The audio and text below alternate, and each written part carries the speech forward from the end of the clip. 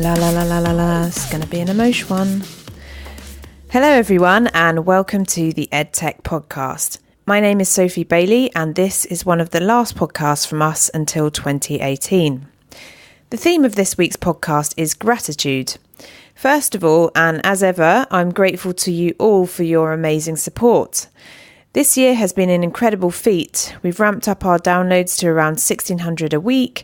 We've commissioned 2 new podcast series, become more international than ever with listeners from up to 141 countries checking in. We launched our website with book club and events pages.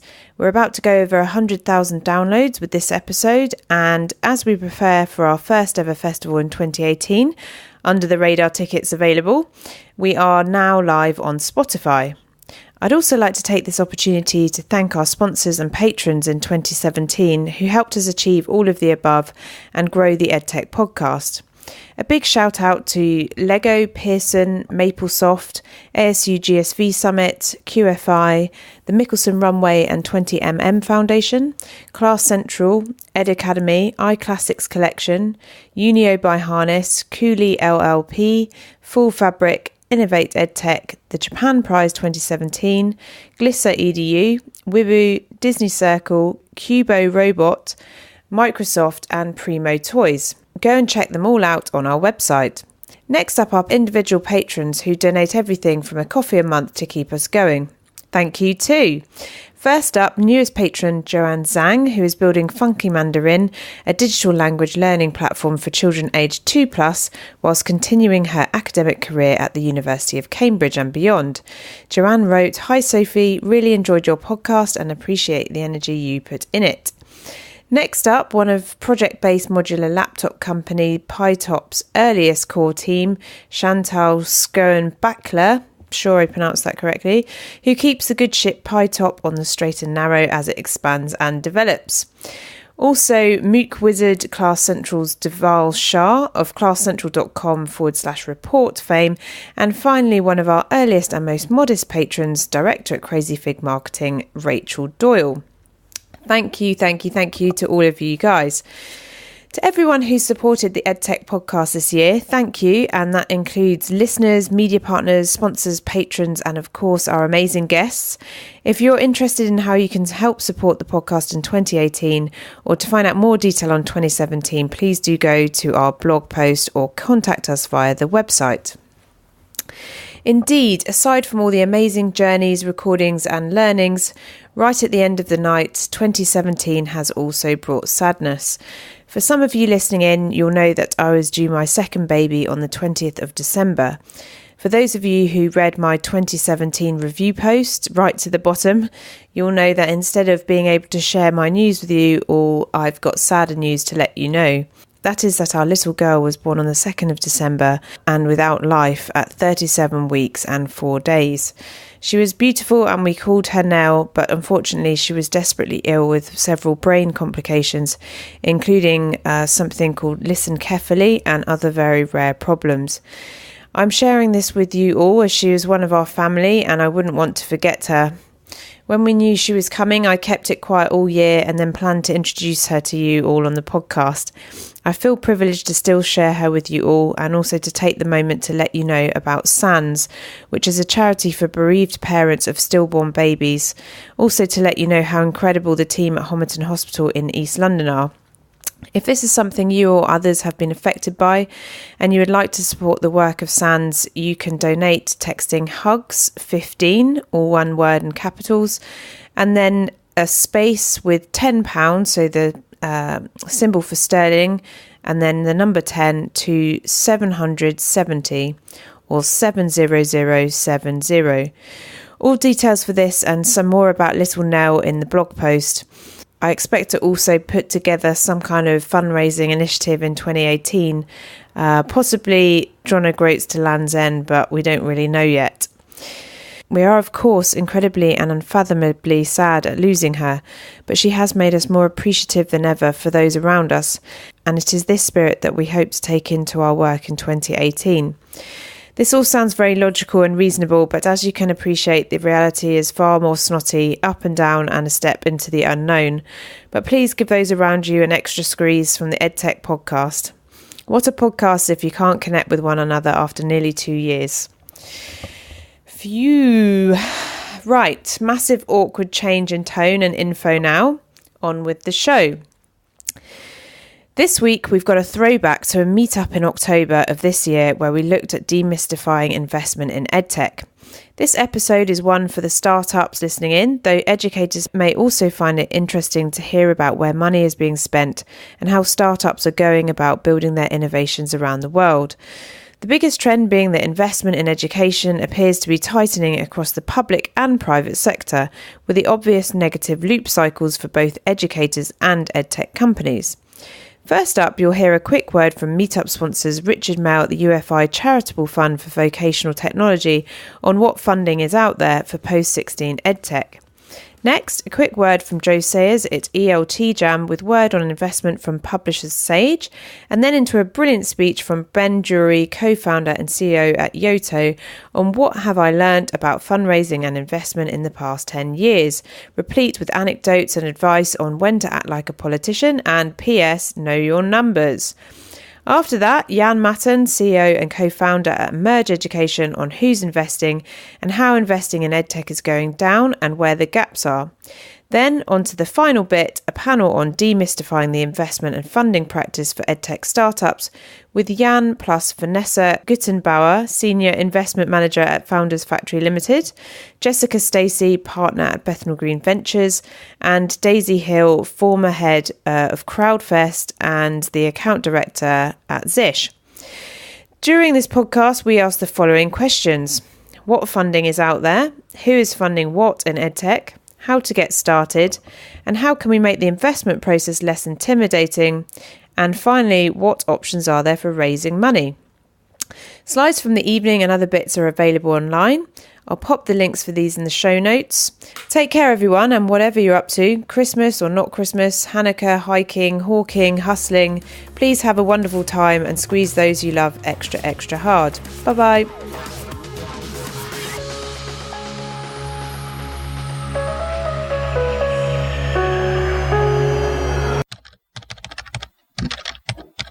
Everyone, and welcome to this meetup for the UK EdTech startup community.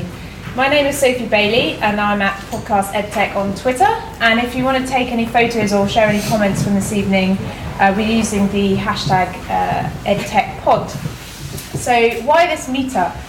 So at our last meetup at the end of the summer, I asked you lots of questions about what you'd want from the next couple of meetups, and there were a few different topic ideas, and one of them that stood out was this idea of demystifying the idea of investment and funding and who's investing what, and being able to ask basically any of those questions that you're not sure about around investment in EdTech.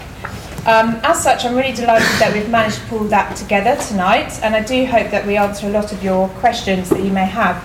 And I would encourage you to ask whichever question, however silly you may feel, because if you're thinking it, then someone else is as well. Thank you. So a lot of very kind people have allowed tonight to happen, so I'd like to take a moment to thank all of them. First up, Plexel is our wonderful host venue tonight, and I'm excited to be coming back here next year to run the EdTech Podcast Festival in September. So a bit of description about Plexel. Plexel is the innovation destination at Here East in the Queen Elizabeth Olympic Park. And I've heard from some of you that, I think it's tradition to get slightly lost on the way to Here East. So we've had people walking along the dual carriageway, which wasn't the intended route, but that's very innovative nonetheless. For those of you who aren't familiar with it yet, it's designed as a mini city that has its own high street and indoor park, and it's a place where startups and corporates join forces. So Plexel hosts events, offers innovation services, has launched an assisted tech accelerator, and rents private offices or desks to startups working in areas like AI, cybersecurity, health tech, the Internet of Things, and more. So let's have a big round of applause for Plexel.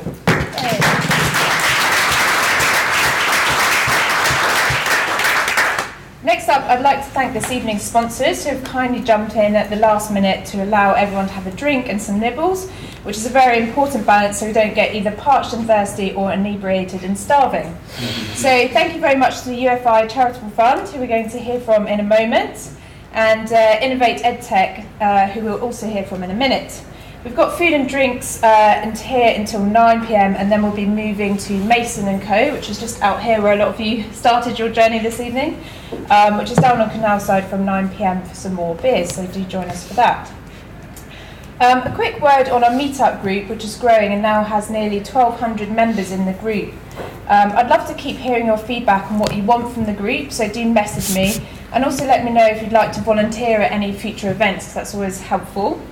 So that brings me to speakers. I'd like to give a big shout out to our speakers this evening who have given up their time and are happy to share their expertise. So let's have a big round of applause for Ben, Jan, Vanessa, Jessica and Daisy.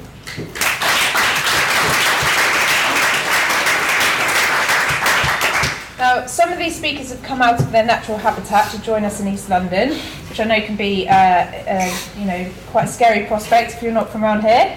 So I really do appreciate their time, and we're going to hear from people who have experience in VC funding, internal business case creation and crowdfunding, to name but a few. So again, I'd encourage all of you to think about the most stupid question you can get away with, and make sure you ask that this evening. I'd also like to take this opportunity to thank Zish's intern Monica Jane, who you may have met at the front desk, who's helping with registration this evening. So thank you, Monica.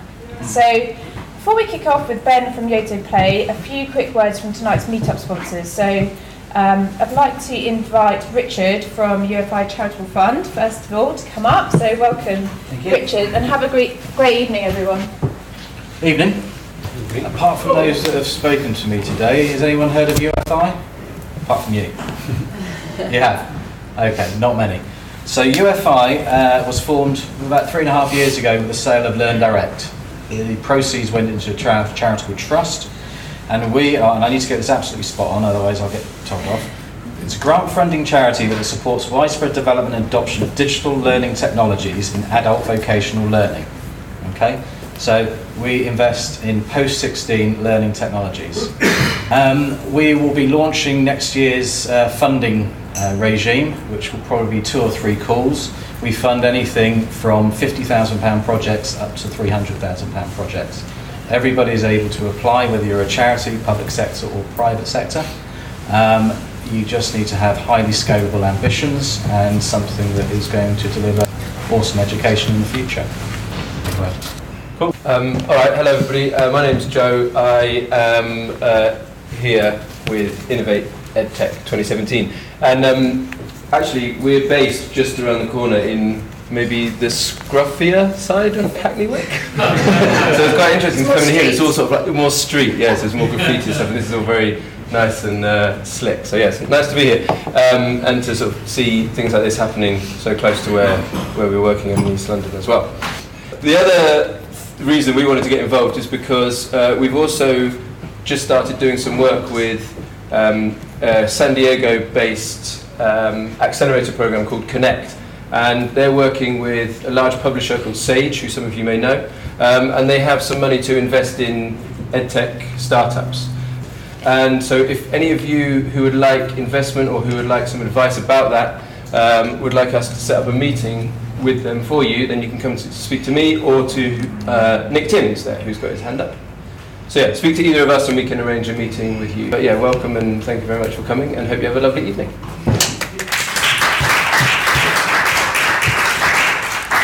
Okay.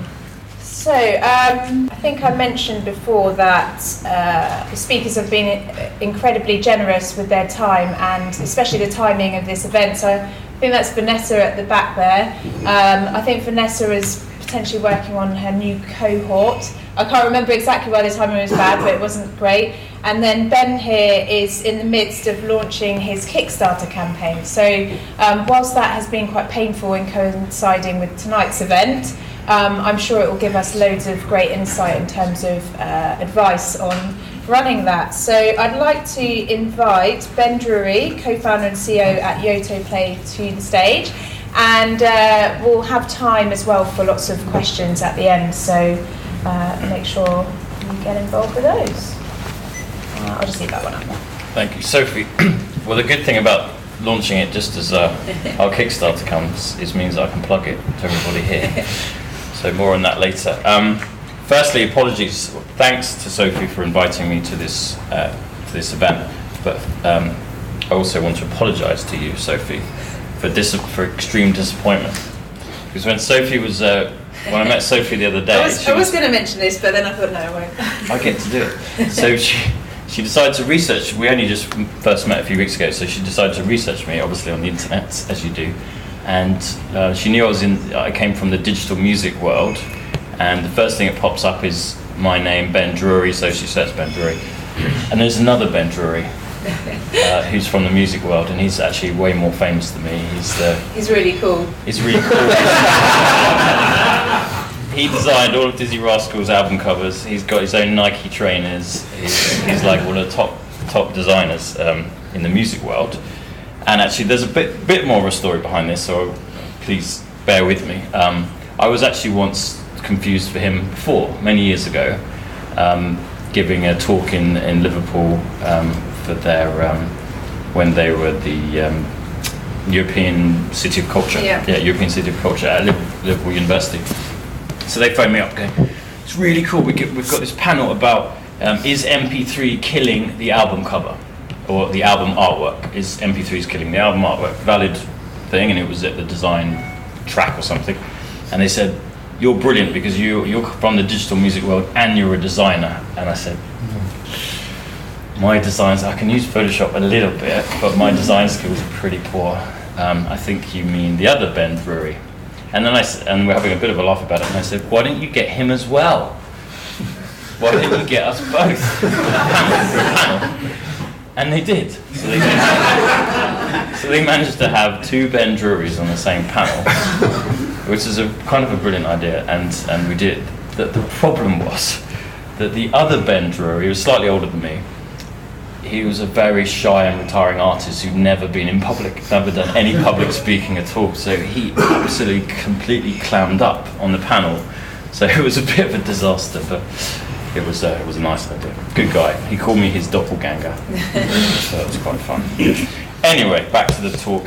Sophie asked me to talk a little bit about funding, and for some reason, through fortune or misfortune, I've managed to have a lot of experience of fundraising through the companies that I've been involved with. So I thought I'd just give you a brief tour of that, and then open up for some questions later on. So the main company that I was involved with, that I started or founded, was a company called 7 Digital back in 2004. And it was a digital music company that became a digital music B2B platform company working for people like Samsung and Spotify and BlackBerry before they imploded, and other companies. Any company that wanted to get involved with digital music but didn't want to have to deal with record labels and publishers and collecting societies, and didn't want to have to build the tech. So that was the company we founded back in 2004.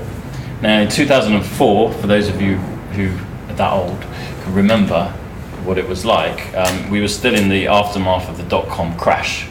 So there was not a lot of funding going on. There were very few VCs. There was no SEIS and EIS, and there was no angel funding really. There was no funding basically. So we didn't even think about funding. We thought we just got to crack on and try and make a profitable business without funding. So we started, and we'd been working in digital music for some time, so we already had a good customer base who wanted to use what we were doing. And the first thing that we did was we worked for the record labels, helping them release digital singles. This was back pre-streaming, okay? So this was legal downloads. So we worked for Warner Music doing Muse's Stockholm Syndrome and things like that. And we did pretty well, actually. We were doing pretty well. Our first year turnover was 250 grand, and the second year was nearly $1 million. We were good timing. We tapped into the rise in legitimate music downloads. And then we met with a VC, almost by chance. We weren't actually going out to look for funding. But one of our customers was the ex-manager of Duran Duran, as you do. And he had this crazy idea. I can't even remember what it was. It was something to do with... No, I can't remember what it was. He had something to do with a band name registry, and he was trying to create a business around it. Anyway, we became his tech partner. We thought the idea was crazy, but he was willing to pay us. And at that point, like a lot of startups, we're like, yeah, we'll do it. We're up for it. But he happened to know Benchmark Capital Europe, who happened to be one of the biggest VCs in town at the time. And they still are. They actually became Balderson Capital. And they are one of the probably big top 5 VCs in London. And we went to see them to help him pitch for his idea. And VCs are generally quite smart people, so they saw through his idea quite quickly. And then I got a call the following week saying, we thought that was a bit strange, but we like what you're doing. Will you come in and see us? So I thought, okay. Anyway, long story short, we raised £1.5 million from them. And I have to say, you hear these horror stories about fundraising, but it was certainly the easiest experience that I've had since. Things like due diligence, which investors always want to do, was so simple. We just had 2 founders, we had no investors, we were the cleanest thing, we had like no contracts, and we just had some good numbers, and good numbers count for a lot. So that was a very easy fundraising process. So that was technically known as a Series A VC fundraise, £1.5 million from Benchmark Capital Europe, who then became Balderson. So that enabled us to start hiring a team and get some music rights in different countries, etc., etc. And then it came to the point where things were going quite well, but we really realized we needed more money. If we really wanted to achieve where we were going, we needed some more money. So fast forward to February 2008. So we'd been going for nearly 4 years at this point, and we decided to raise more money. The current investor decided to follow on, so they put more money in, and we went to see a bunch of people. I spent time in Silicon Valley. All the Silicon Valley VCs wanted us to move to the US, and maybe that would have been good, but we decided not to do that. We decided we want to stay here because we did feel like music, if you're doing a music thing, it's good to be in a place where there's great music. And honestly, in Silicon Valley, it sucks for music. There's no live music really. I mean, San Francisco has some stuff, but it's a cultural wasteland when it comes to live music and stuff. So we decided to stay in London. And then we raised money from Mark Getty. Mark Getty was his family fund. Mark Getty is the founder of Getty Images, which you probably know, and also conveniently the inheritor of the Getty oil wealth, which is one of the richest oil families in the US. So the older oligarchs, not the Russians, but the US. Mark Getty's family fund put in about 3 million. So we raised £4.25 million from Balderson and Mark Getty's fund, and it was very interesting to raise money from a wealthy family as well as a VC. They have different objectives and different perspectives. He took a very long-term view, considering his money was hundreds of years old from the oil days. Anyway, this one thing we learned key about this was all about timing. For those of you who remember the credit crunch, so the credit crunch really kicked in later in 2008 into 2009.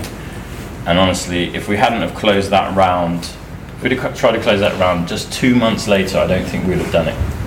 Because basically the whole world just froze. There was no funding going on or anything. And we might have run out of money, as so many companies did. So timing is key, and you need a lot of luck, but that was what we did. Then after that, we did quite of a strange deal. Because of the credit crunch, and the credit crunch lasted a long time, and it was really, there was not a lot going on, and the world was ending, and it was horrible. Then we got approached by HMV the following year. Now HMV were very slow to get into digital. They were still stuck selling CDs and DVDs and games. And HMV came along and said, right, we want you to power all of our digital services. And as a B2B digital music company, this is cool. It's one of the bigger customers we could get. So we said, fine, that sounds good. They said, but we want to have a piece of the pie. We want to own a stake in your company. I said, okay, how much are you willing to spend? And anyway, long story short, they bought out our existing VCs who were looking for some kind of movement in their portfolio by that point. We sold some of our shares as founders, so that was nice. take some cash off the table. And if any of you are ever in that situation, highly recommend it. Getting some liquidity, don't just hold out for that big check at the end. If you can get some money off the table along the way to make your lives a little bit easier, do it. HMV spent 8 million buying half the company. And what was very interesting for us about that is they wiped out all of the VC, some of the nastier, not nastier, that's the wrong word, some of the more onerous terms in VC funding, where VCs tend to buy shares in your company with special rights. So their shares become worth more than your shares. You're the founder, but their shares become more. And then I could speak for hours about why that's the case, and there is some valid reason why that's the case, and some not so valid reasons. Anyway, the deal with HMV allowed us to wipe all that out.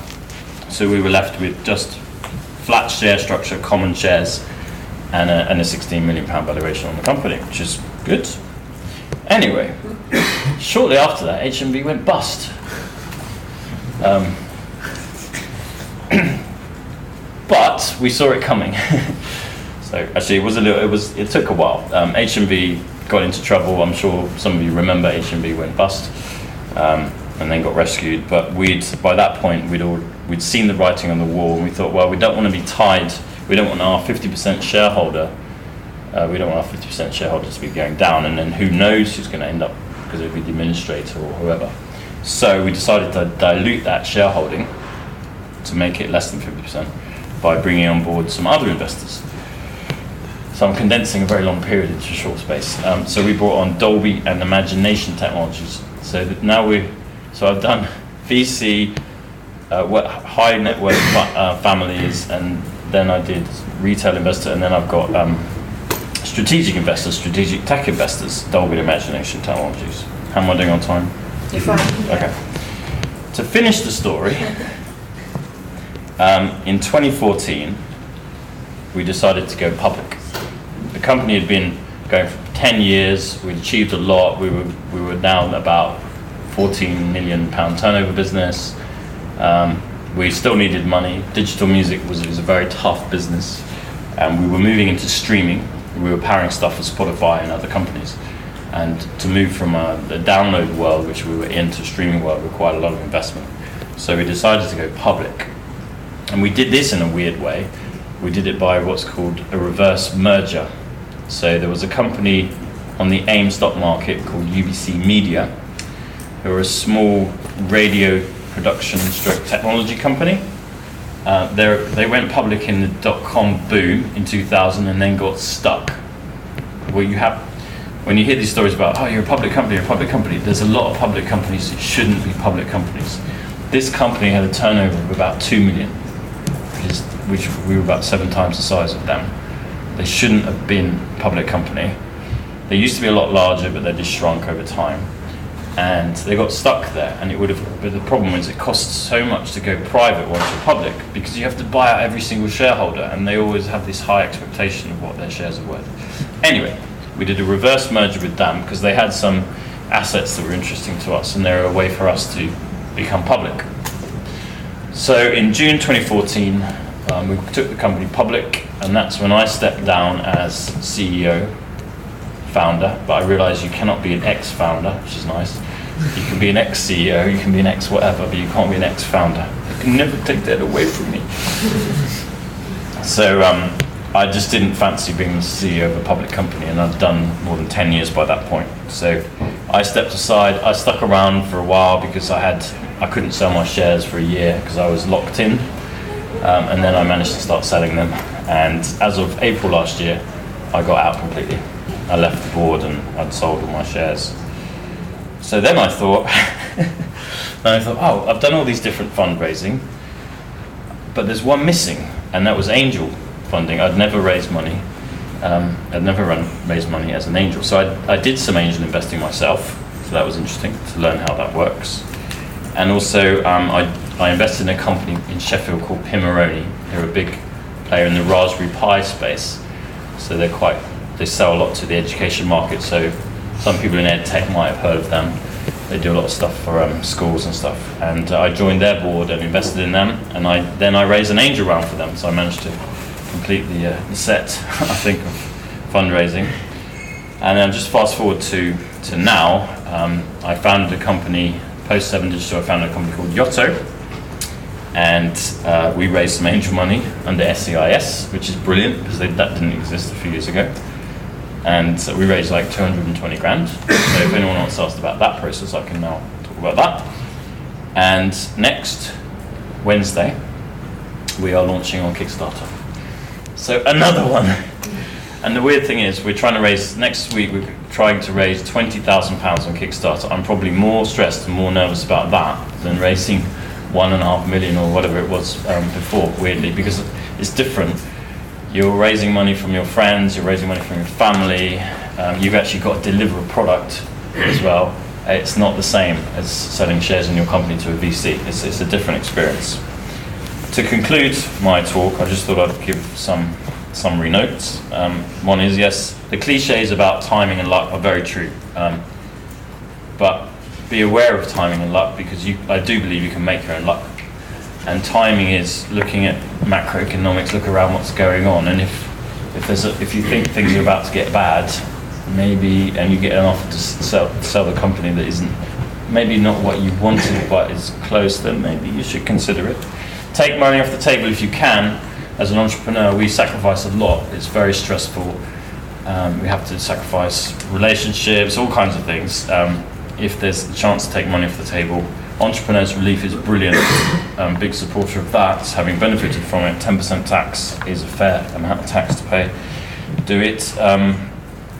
Fundraising always takes longer than you think. It's probably like grand designs. If you try to renovate a house, it always takes twice as long and costs twice as much. You've got to have enough runway. The worst thing of going into a fundraising process is your cash flow is your runway's running out, and the investors start to know that. And if you've only got one investor you're talking to, even if they're not evil people, the leverage switches to them. They have more power, they can negotiate harder, they can not screw you because it wouldn't be that totally in their interest, but be aware of that. Obviously try and make it a competitive process. Give yourselves plenty of runway. 6 months minimum is what I would suggest to raise money. Get a great lawyer. It is worth investing in good legal people. I can recommend some, but they're worth their weight in gold, seriously. And yeah, have a cheat sheet. So when you go in to do a pitch to investors, be right on get your numbers straight. If you're not particularly quick at mental arithmetic, which I'm not, I'm quite good at maths, so I studied physics, but I'm not great at mental arithmetic. So have a cheat sheet that has your numbers. Know your numbers, and not just your financials. Know your metrics, your KPIs. Just know your numbers. And if they ask you, do a politician response. If they ask you a specific number you don't have, give them a different number. Seriously. So that's interesting, but what about this? You really need to have some answer. You can't just go, maybe it's X, or I'll come back to you. Just give them a different number. Learn from the politicians. I think that's it.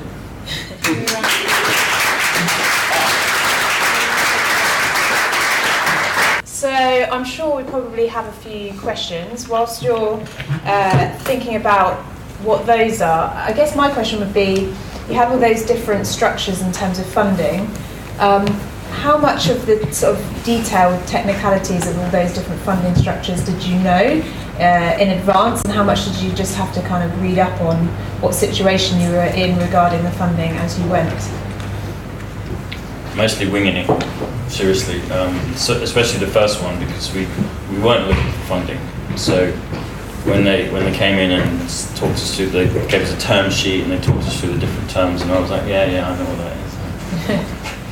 And they do try to use, I think, it's a negotiation, right? It's like any transaction. Investors do try to blind you with science a bit, and they do try to use clever structures to slightly get better, more favourable terms. I don't think they're genuinely trying to screw you, because actually it's not in their interest.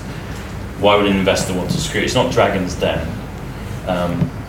But they're trying to protect their downside in case of things go wrong, when they often do. I mean, in the VC world, only about 20% of companies become stars, and then they have 50% of them become okay, and then they have the rest of the write-offs, or not so good.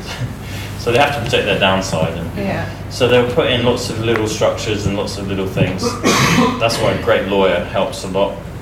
Nowadays, a lot of the information's out there, so you can ask someone or find someone. We've got now a good structure in the UK where there's enough people have done it. So some of the nastier things that used to happen have gone away. Should we give him another round of applause?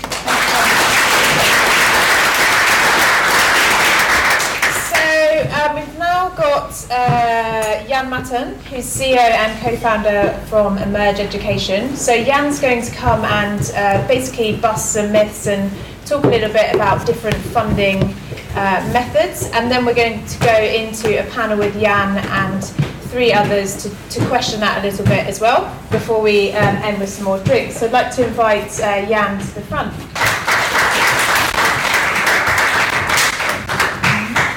Hi guys. Yeah, so my name is Jan. I'm the co-founder and CEO of Emerge Education, and our mission is to invest in and support the growth of exceptional entrepreneurs that are building products in education technology that have the potential to really reach billions of people around the world and create a better education. So let's explore this funding stuff a bit. So what types of funding are out there? The most important one is revenue, so getting your customers to pay. And it's great because you're independent of others, and even if you want to raise capital, having revenue puts you in a much better negotiating position with investors. Ideally, you go into an investor meeting and you say, we'll be successful with or without you. And having revenue, it makes that statement much more credible. Second, there's debt, which is obviously borrowing money with a promise to pay it back with interest on top, which is great for companies that have guaranteed income streams and uncertain cash flows, but which is a bad fit for most startups because it can be crippling and it's probably inaccessible to you anyway, given your cash flow situation. So that leaves equity, which is the kind of funding type that everyone talks about. And that's obviously to take in money to sell a share of your company to help you grow and then maybe do that again and again. And this is great because you don't owe the investors anything if you fail. And the idea is simply that if the company is very successful and you sell at the end to another company or you IPO, then the investor can recoup their initial investment with a profit on top. But the difficulty arises in that this type of funding is only really appropriate for a very small set of technology companies in the first place. And so a lot of founders, I think, are finding it frustrating going to investors and being told that they're not fundable, etc. But hopefully we can help them mystify some of the kind of conditions that companies need to fulfill in order to be attractive to equity investors. So a company like Wand or Easy Peasy, a typical funding path, equity funding path they might go through is raising an angel round of 100 to 250K, and at this stage it's just the team is just the founders, there's no employees probably, and you spend all your time out with the customers and building your product, and you're just trying to get to a point where you can show, look, this product really works. Our Kickstarter campaign kicked off. People paid us. The next stage might be that you go and raise a seed round of 500K to $1 million. And at this stage, you're probably still just the co-founders and 2 or 3 staff members, because you're still out there and talking to the customers and building the product. You're not massively investing in growth yet because you haven't yet proven that it's efficient to do so. And with a seed round, your ambition is to get to a point where you demonstrate product market fit. That point where selling becomes so easy and converting customers becomes so easy that it becomes efficient to invest in growth. And once you've reached that and a certain amount of revenue and traction and predictability, if you're very lucky, you might get to raise Series A. But over the last 5 years, most companies have found that gap to be quite difficult to bridge. And so there's been an opportunity for investors to come in and start investing in kind of pre-Series A deals. And these are companies that have passed product market fit, but that haven't yet reached the kind of metrics that Series A investors are looking for, which is about 100 to 200,000 monthly recurring revenue And so they raise a late seed round to help them get to those metrics, and then raise Series A. So a bit of context on this. I kind of ran the numbers on Crunchbase today, and for seed and late seed, both the deal volume in the US and in the EU, and the total amount of investment in the US and in the EU is going down. This is for Edtech specifically. And it's difficult to say exactly why this is happening. Part of the reason is we think that there's a lot of mega deals happening in 2015, so that's just naturally reflected in these numbers. But I think part of it is also that there was a kind of hype cycle that got to its peak in 2015, and investors are starting to become slightly more selective about the companies that they're backing now. This is a list of investors that have invested in more than 10 Edtech companies at the seed stage in the US and the EU, and these are the companies. These are the investors that have invested in European Edtech deals. I'm very happy to share this list with you, so you don't have to have awkward photos of this slide deck. And just to say, the same is happening at the venture stage as well, so Series A and up. Both investment volume and deal size or total amounts invested are going down, we think for the same reasons. Again, showing you just a few of the investors investing in Series A and above deals in Europe. And you can see, obviously, there's a lot fewer investors in Europe that are focusing on Edtech. So it's kind of like not an easy environment to go out and raise money, that's my point, for Edtech companies. And it's not necessarily getting easier. So how do you raise? Well, looking at the 45 companies in our portfolio, we've learned one or two things about kind of what is necessary at each stage to help companies raise relatively kind of these amounts. Ultimately, you're trying to prove that you've got a great team, you've got a great idea, you've got a great product, and you're great at execution. But different bits of that are necessary at the kind of stage that you're at. So when you're raising angel, people are looking for ambitious founders and a great idea. So you're operating in a big market, and if this is successful, you might be able to build a moat and protect the value that you create. At seed stage, you've got those things, but you're also showing that you've got a product that works. Going back to Peter and Jen, you've got something that creates real efficiency in educational institutions, or provides a kind of step change in the outcomes that are created. And you, as an enterprise company, you've closed your first couple of deals, and you've got an impressive pipeline. And as a consumer company, you're showing that you can convert customers. But maybe you're not yet at the stage where you've got product market fit, which is kind of what you need to raise a late seed round. And again, this is the point where it looks like you've got the unit economics nailed down to such a degree that it makes sense to invest in growth. It's easy enough to convert your customers are selling on your behalf, that it starts making sense to do that. And then really, I think the easiest way to summarize what Series A investors are looking for is a certain amount of predictability.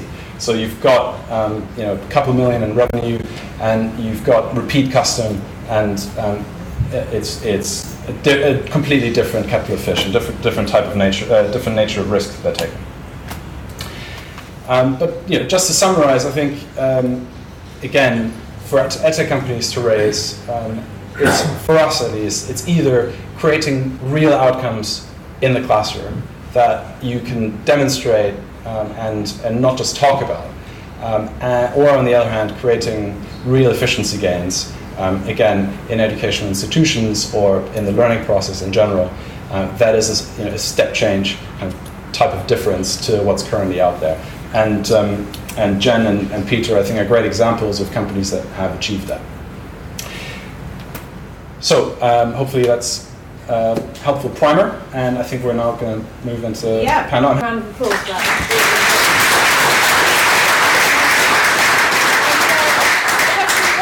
So what I wanted to do is really pull together some really interesting people to talk about the subject of demystifying investment and funding. So before we kick off, perhaps, we've heard from Jan, so the rest of the panelists, if you can just introduce where you're from and what perspective you're bringing to this discussion. That would be fantastic.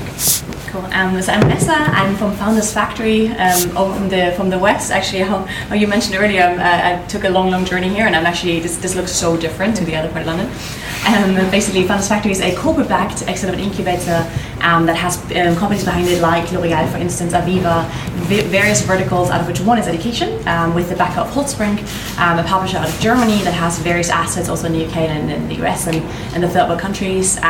Basically, what we do is we're a very bespoke sort of program running over 6 months, whereby we take about 2 companies per half year, so about 4 a year, within education technology, from anything from sort of early seed up until sometimes even Series A, through the program, trying to sort of give them access at the same time. Obviously, it's a bit similar to what Jan is offering, giving them access to sort of the network.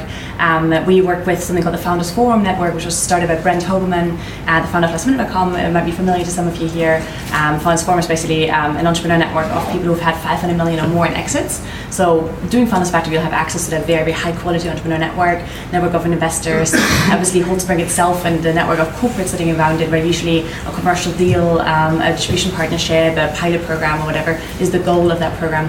And then lastly, access to 60 digital experts that are sitting in the team, basically anything from data scientists to product managers, engineers, people like myself from VC backgrounds beforehand. I'm actually from Holtzbrinck, so even before Founders Factory, I invested in education technology through Holtzbrinck.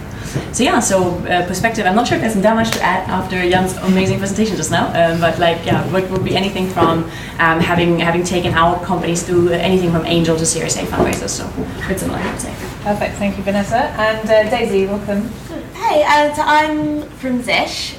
Some of you might have heard of us. We are a technology platform for education apps, essentially in the classroom. So we take activities done in apps by kids and then turn that into real-time data and analytics in the classroom. The reason I'm here is because we've just raised a 1.5 million bridge round, late seed, as you call it. So I've just had the experience of going through all of that. And prior to joining Zish a year or so ago, I did a big fundraising event called Crowdfest with the UK Crowdfunding Association.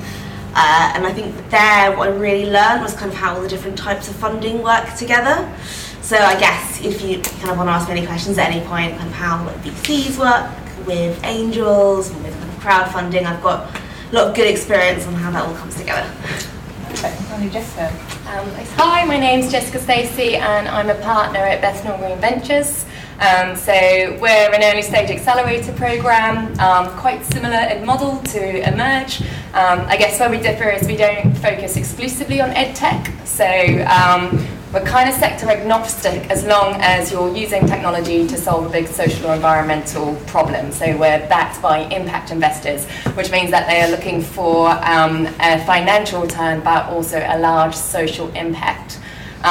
We support sort of 10 startups at a time through a 12-week program. We provide 20k in funding, which we take a 6% equity stake. And then we also help teams sort of through to the kind of angel stage. We can do 50k, which we do as a convertible, so it converts into equity at the next round. We supported a portfolio of just over 100 ventures. About 20% of those have been in the education space. So I can talk a bit about sort of our experience, I guess, working with those ventures, different routes to funding that they've been through, and then a bit about how accelerator programs work in themselves. Cool, thank you. So one of the questions that people were keen to hear about is who is funding what in EdTech. So we saw your slides, and obviously a large amount of those were removed when we talked about Europe. I think it'd be quite interesting to talk about the types of funding. So for example, we've got Oxford University Press with Emerge, if I'm correct, and Holtzbrinck, so the publishing side of things. How much are you sort of seeing certain sectors invest in EdTech, so for example publishers, and how much is sort of government funding or alternative sectors that are jumping in? Just wondered if there is a kind of pattern that you're seeing. So who's investing in EdTech? Anyone want to jump in? Well, I can take the question on publishers. More generally, I guess, who's investing in EdTech? I think a lot of funding in the UK in EdTech comes from angel investors. And I think a majority of the companies they put money in are not necessarily venture fundable. So those companies end up kind of hitting a wall when they want to raise that seed round or whatever, and they're getting the feedback that the maths just won't work out for the VC. Maybe later today we can talk a little bit about the VC maths and kind of what needs to be true of your venture to really be VC fundable.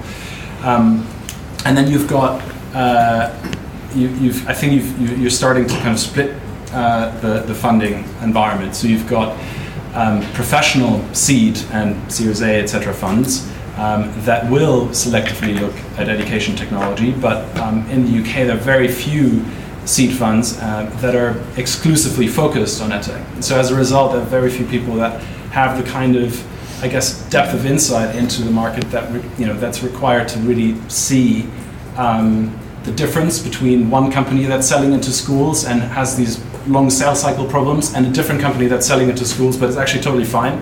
For them it's kind of, EdTech is really difficult, so I'm not going to look at it. So I think it's very tough to kind of go down that route, but if you've got something where the numbers really work out, it is possible. And as we saw, there are companies that are being funded by these types of professional investors.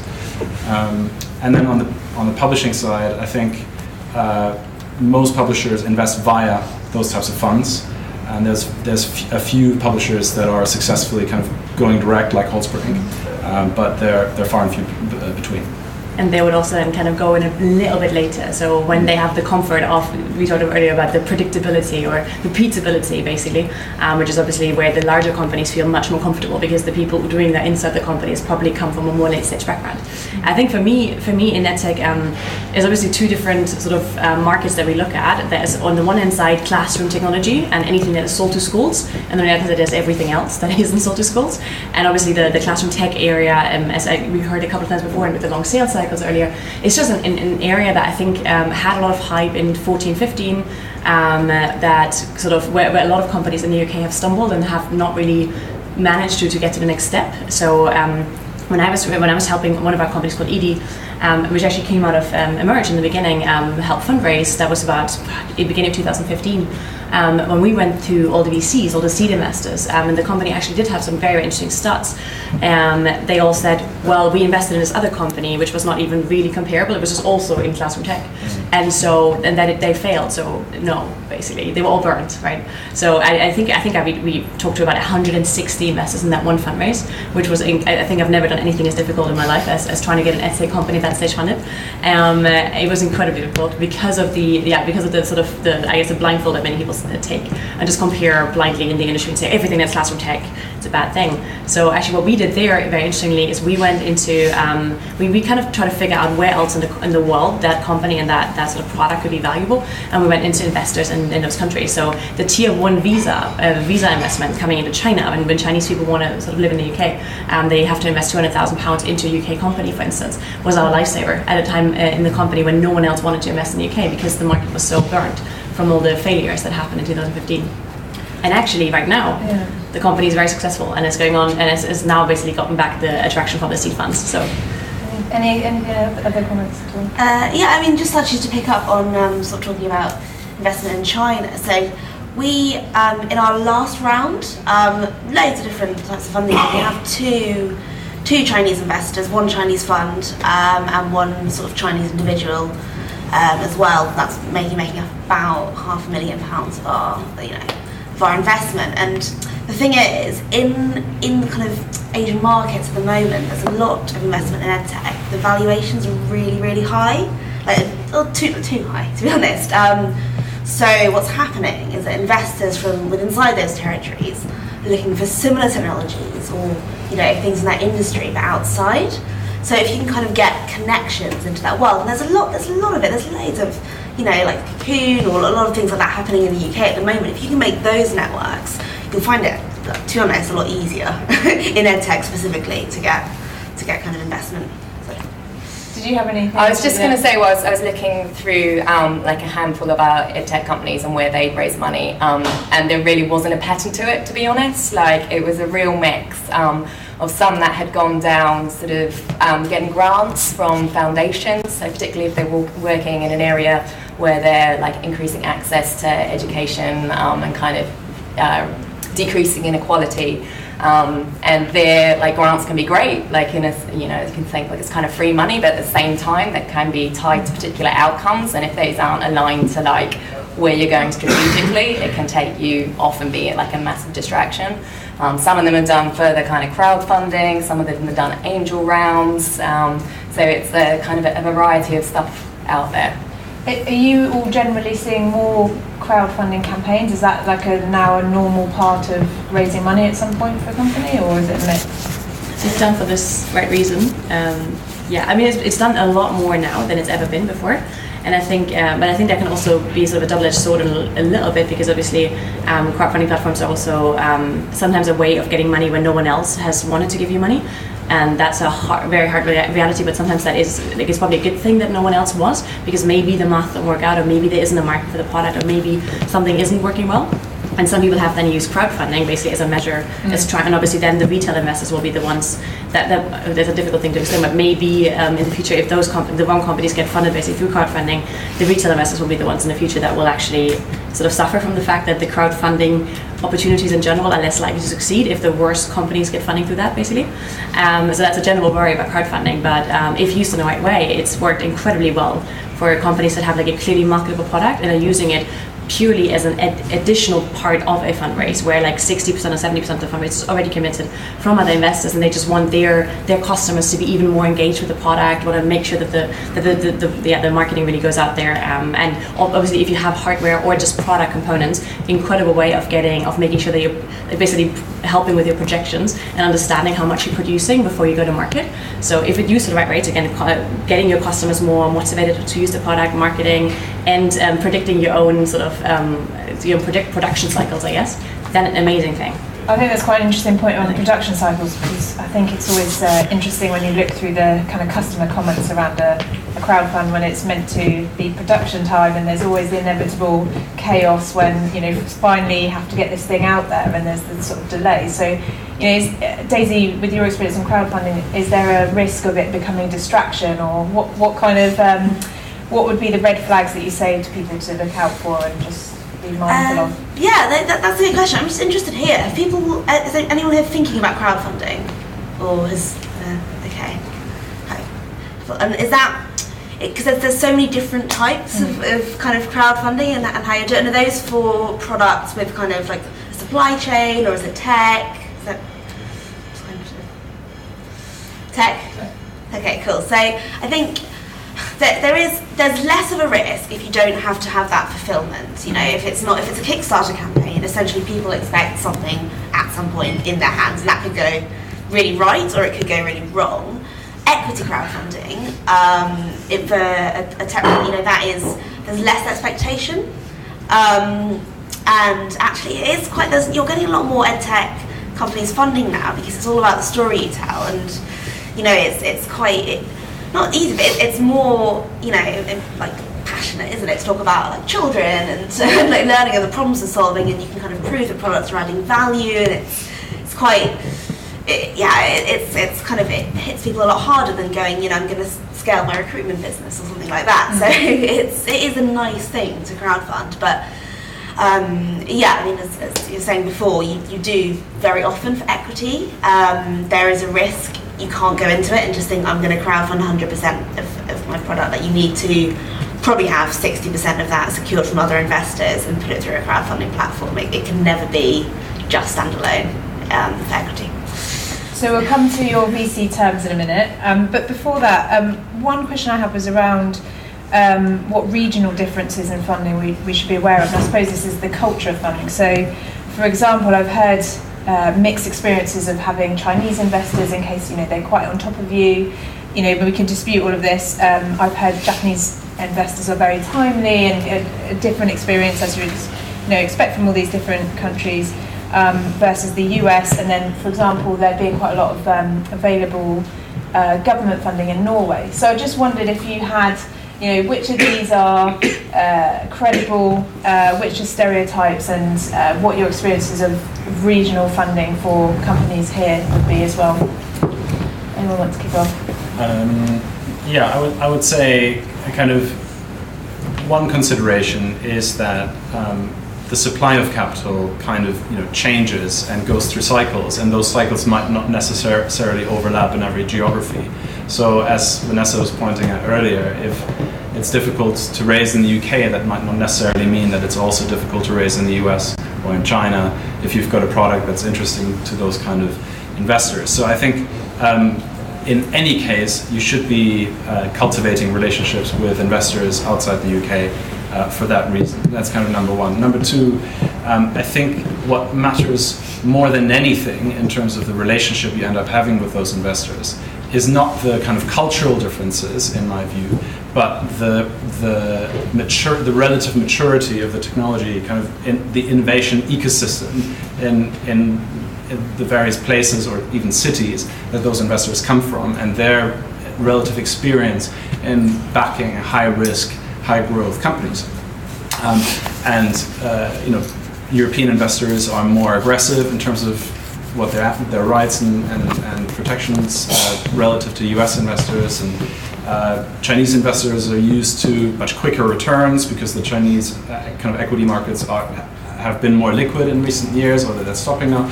So I think it's more about that, and it's just about being intelligent about kind of what the conditions are in the markets that you're raising in, and therefore what you're being compared against.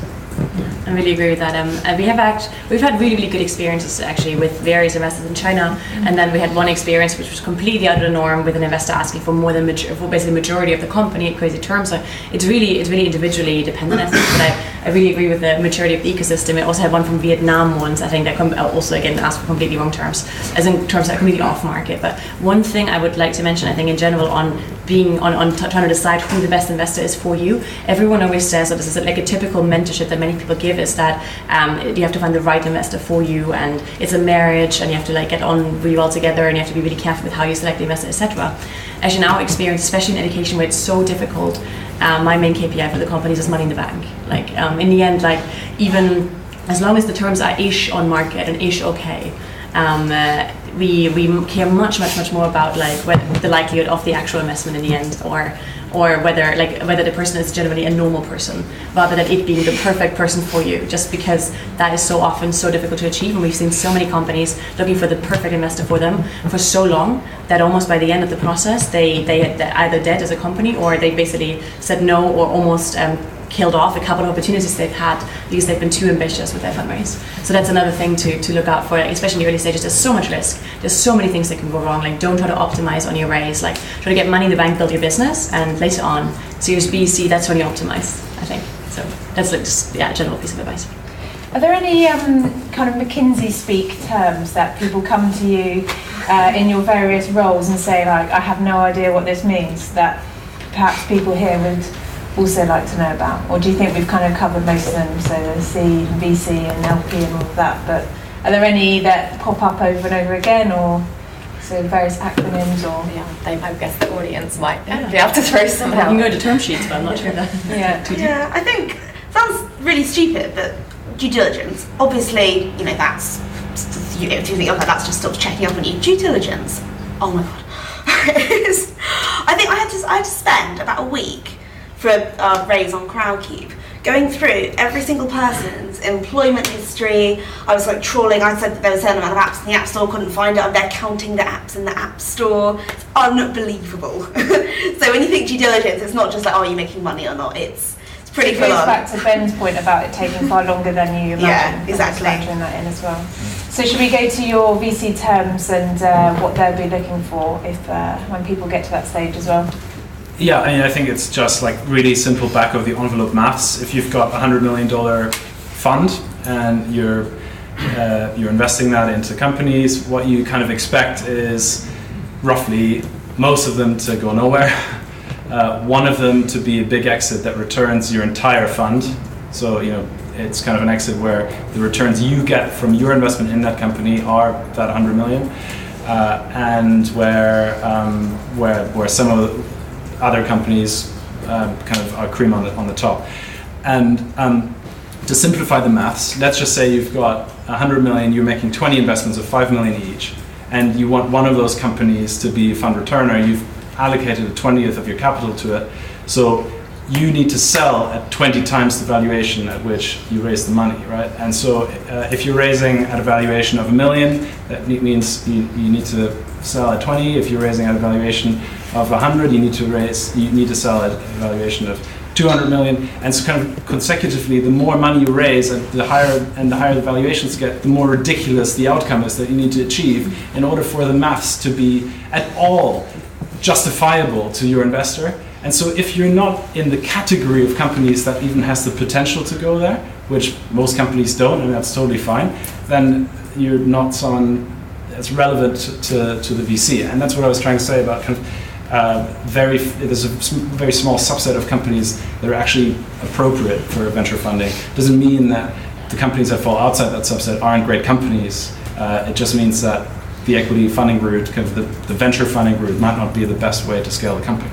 That's quite an interesting point, and you're probably the wrong people for me to ask this question, but if people can get by without investment, whether it's crowdfunding, or angels, or VCs, is that kind of a thing that they should continue to do? I've had advice on investing and not investing, so it's just when should a company actually go out and seek investment? Depends on their ambition for the business, I guess. Their ambition as founders and their ambition for how big they want to grow it, the impact they want to have.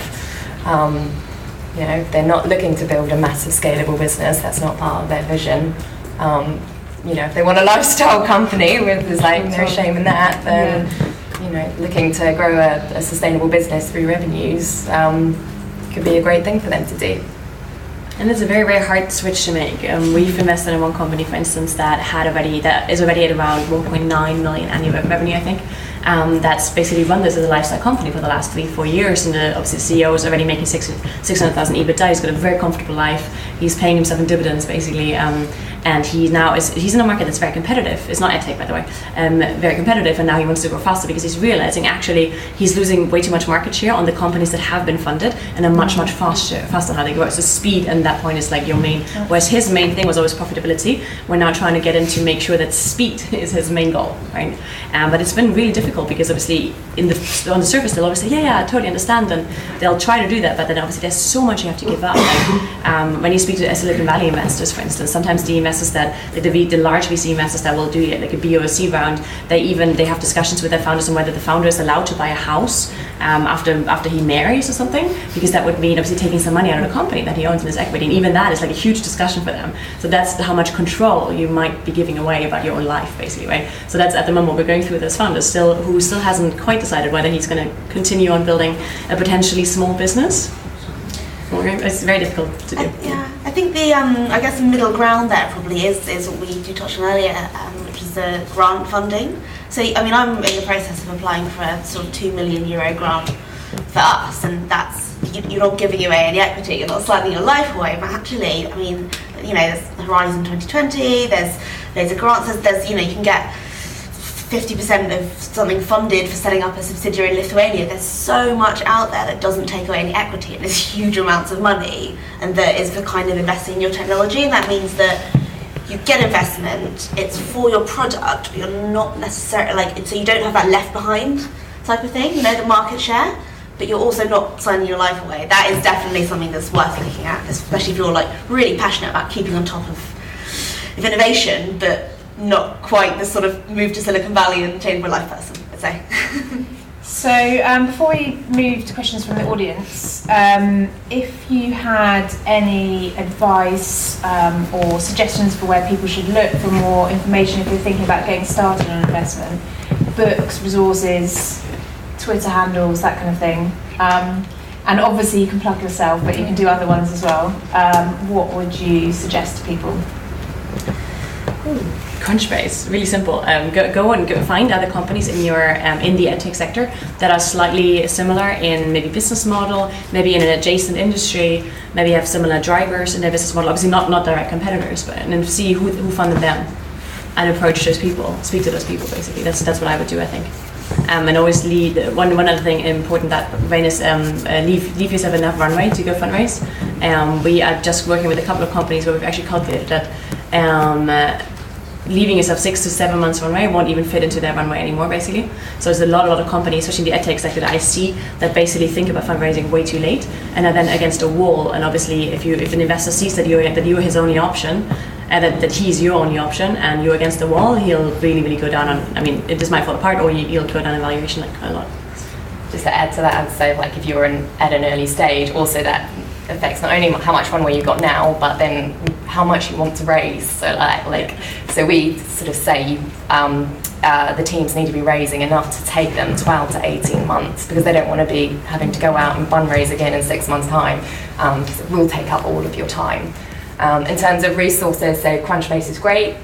If you're interested in grants, you can have a look at I think it's called 360 Giving, and there's a tool on there called Grant Nav Finder, which is like an open source database of like all grants, well not all, but a lot of huge grant funders are on that, and you can literally search by kind of topic, region, everything, kind of be really nosy about who's funded what. In the kind of impact investment space, if you go onto like the Society Capital's website, they've launched something, I can't remember what it's called for the life of me, but it'll be on their website, essentially another kind of a resource to help you find who's funding what in kind of the social impact space. It's a lot of internet stalking. Yeah. And stalk away, because you'll find out loads about investment criteria, investment amounts, and it's really, really important to do your research, understand what risk appetites different types of funders have, what kind of rewards they're looking for, and then that will like inform whether you're the right fit for them or not. Going to events as well. Just going to events, just talking to people. Sign yourself up when you've got your kind of business plan sorted. Just sign yourself up for random pitch events, and then you'll just eventually meet someone who really loves it, and then they'll introduce you to loads of people, and then it'll suddenly kind of snowball. But that is what happened to us. I've seen it happen a lot. The best fundraising advice I've ever given, and that I teach all entrepreneurs, is to change the conversation with the investor from "I'm trying to sell you something and please invest in me" to "Hey, I'm not fundraising right now. I might be fundraising in 3 months. Might you be interested? Kind of tell me what you'd need to see in order to feel excited about this." Have an adult peer-to-peer conversation with the investor about the business model, the challenges around it. Start on an equal footing and get their real insight into what they think about your company. And then 3 months later, if you're hitting the stuff that you guys have talked about, and you're addressing the risks that the investor is particularly scared about or whatever, you can have another conversation, and the door is open, and they will definitely take another meeting. And therefore you start early. You start building a relationship, and you start having kind of adult conversations about your business. So I'm going to be very matron-like at this point and say that we're going to end there. Sorry, and hopefully get to ask your question later for those that also had other questions. But let's give our panellists a massive round of applause.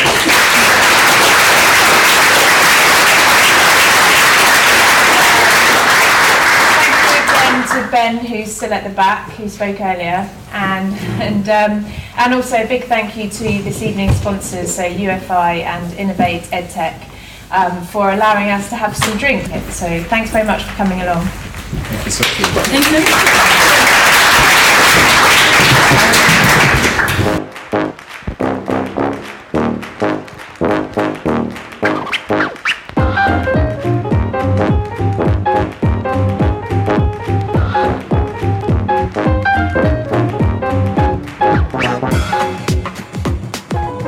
That's all for this week from the EdTech podcast. If you're a UK-based EdTech company thinking of attending South by Southwest EDU in 2018 and would like to take part in an Airbnb-style house share, then let me know and I'll hook you up with the guys at Emerge who are plotting this already.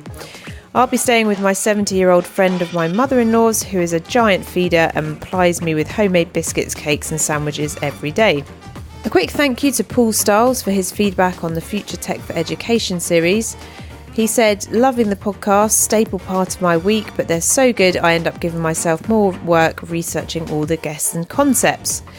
Well, Paul, it might be better to research AI and language learning tech than falling down a digital rabbit hole on the BuzzFeed website, though of course the two are not mutually exclusive, one might add. The Future Tech for Ed series is back in January with 6 more episodes. If, like Paul, you like what you hear, why not drop us a loving review on iTunes? We'd love to hear from you. That's all for now. Wherever you are and whatever you are doing, enjoy and see you next time.